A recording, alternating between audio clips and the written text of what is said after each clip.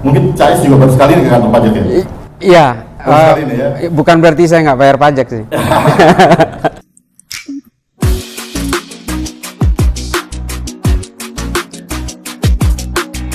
Semua, assalamualaikum warahmatullahi wabarakatuh. Salam sejahtera bagi kita semua. Salam Om Swastiastu, Namo Buddhaya.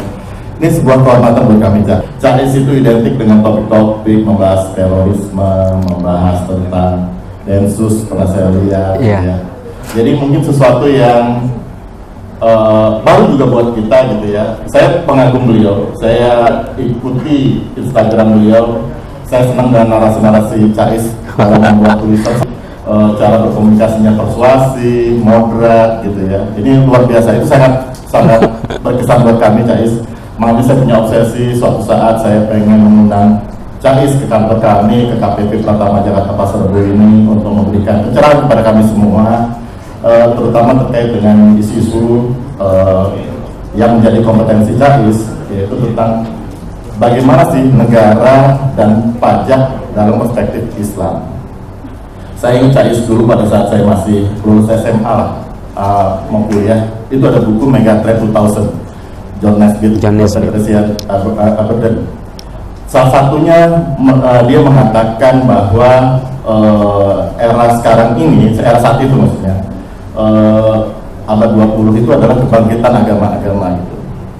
Dan pada saat itu saya belum membayangkan kebangkitan agama itu seperti apa yang dimasukkan di dalam buku itu. Dan ternyata beberapa puluh tahun kemudian mulailah kita dihadapkan pada fenomena seperti saat ini gitu ya, dengan isu misalnya khilafah. Kemudian saya sendiri sebagai orang yang bekerja di Direktorat Jenderal Pajak seringkali menemukan statement bahwa kalau Muslim nggak perlu bayar pajak, yang bayar pajak itu non Muslim, kalau Muslim itu cukup bayar zakat aja. Padahal kita tahu zakat itu kan asbabnya cuma 8. Uang zakat nggak bisa bikin Kuta Mandalika, nggak bisa bikin jalan tol, nggak bisa bikin Formula E, nggak bikin stadion sepak bola, nggak bisa uang zakat. Lantas kalau kita bicara tentang konsep bernegara menurut Islam, kita dihadapkan pada pertanyaan berikutnya, bagaimana membiayai negara itu gitu. Nah, pencerahan ini yang kita butuhkan buat teman-teman di sini semua. Cais, sebetulnya kalau kita lihat sejarah di masa lalu, seperti apa sih negara yang dihadapkan di dalam perspektif Islam dan kaitannya bagaimana membiayai negara itu. Silakan Cais. Apakah pajak ini dalam Islam ada? Ada. Tapi berbagai ketentuan pajak dalam Islam itu berubah-ubah. Mulai dari zaman Nabi hingga zaman Khulafaur Rasyidin, sampai Bani Umayyah, sampai Bani Abbasiyah, sampai Ottoman. Kalau cerita soal pajak ini jadi panjang. Potensi pajak di Madinah ketika itu, Madinah ini diperkirakan menjadi kota metropolitan terbesar di semenanjung Arab dan juga di Mediterranean pasca Konstantinopel. Nah, ini memang menjadi suatu persoalan. Ada pertarungan politik, saudagar-saudagar Arab juga ingin berkuasa di situ. Jadi memang politik ini memang selalu membawa mudarat ketika dia menunggangi agama. Makanya saya paling anti politisasi agama. Karena kalau sudah terjadi politisasi agama, maka semua kejahatannya akan terlihat terhormat. Semua. Jangankan politik lah, bisnis saja kalau udah bawa agama, wah luar biasa. Kena tipunya nggak tanggung. Ketika berbau agama, apapun kesannya terhormat. Pada zaman Khulafaur Rasyidin itu nama sistem politiknya itu syuro. Syuro ini adalah sistem perwakilan yang lebih mengedepankan mufakat. Syuro ini dari mana? Dari para pemimpin kepala suku. Nah, konsepnya Sayyidina Ali lah yang kita pakai hari ini, dan Abdullah ibnu Abbas. Zaman Bani Umayyah ini berubah Pak, bukan sistem syuro. Sistem pemerintahnya bukan syuro lagi, dirubah menjadi mamlakah, kerajaan. Jadi makanya pada zaman Bani Umayyah yang menjadi raja itu adalah anaknya, kakaknya, ponaannya. Ini sistem kerajaan, sama seperti Saudi sekarang. Makanya ini sudah dua sistem yang berubah. Pada zaman Khulafaur Rasyidin sistemnya syuro, pada zaman Bani Umayyah sistemnya mamlakah. Pada zaman Bani Abbasiyah lain lagi, namanya Ahlul Halli wal Aqdi. Ini adalah DPR MPR.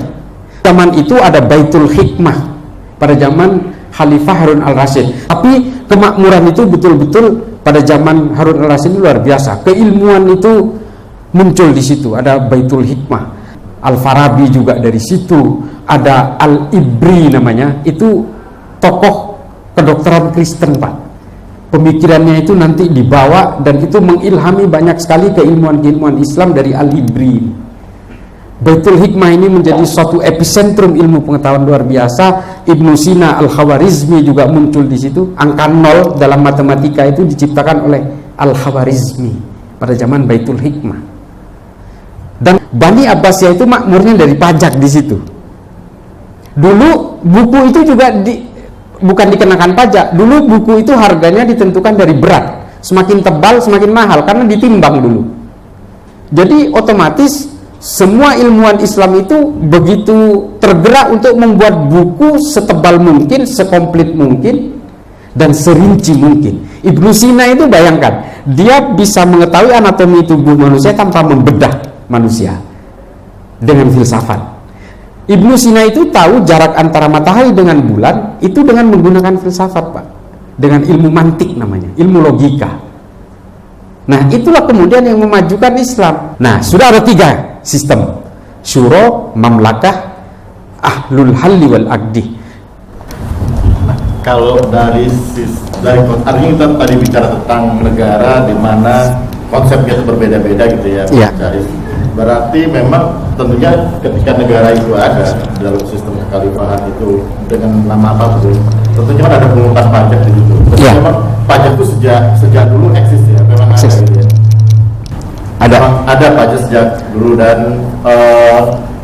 artinya tidak ditolak di dalam Islam bahwa yang namanya pajak itu berlaku buat muslim dan non muslim. Maka Iya. sistem pajak itu sendiri juga sah-sah saja gitu. Gitu ya, Jais? Iya, iya.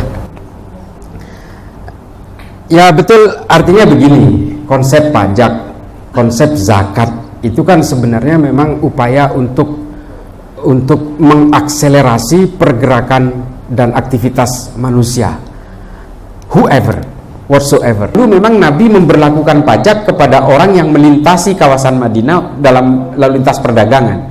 Dari Persia misalnya menuju ke Mekah, ini juga cukai, kurang lebih cukai. Kalau boleh saya simpulkan, Jais, jadi memang konsep kekhalifahan atau konsep negara dalam Islam itu juga bisa berubah-ubah sesuai dengan zaman. Pada zaman Rasulullah, pada zaman Khulafaur Rasyidin, kemudian pada zaman setelahnya gitu.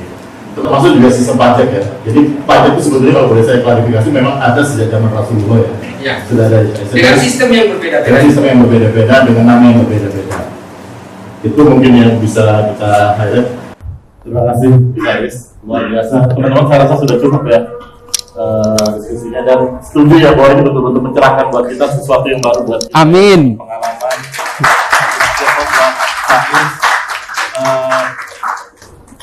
Betul-betul sangat bermanfaat buat Amin. Jais. Terima kasih banyak. Ini satu kesempatan berharga. Semoga nanti dari kesempatan kita bisa silaturahmi lagi, bisa mengisi di masjid kami mungkin suatu saat kan. Ada masjid di belakang Jais. Dan kami semua atas nama rekan-rekan di KPP Pratama Jakarta Pasar Rebo mengucapkan terima kasih atas pencerahan dari Jais. Kuliah umum ini semoga menjadi bekal kami untuk bekerja lebih semangat lagi dalam menghimpun pajak, dan tentunya kami bisa meyakinkan wajib pajak bahwa membayar pajak itu juga inline dengan konsep kita beragama, bahwa kita beragama itu kan harus adil ya. Jadi pajak ini kan dalam rangka merdiskusi pendapatan dan menghimpun perimahan untuk membiayai kehidupan kita bersama gitu. Jadi ini konsep keadilan yang saya yakin juga menjadi tanggung jawab kita bersama. Sekali lagi terima kasih Jais. Wassalamualaikum warahmatullahi wabarakatuh. Salam sejahtera bagi kita semua. Terima kasih banyak.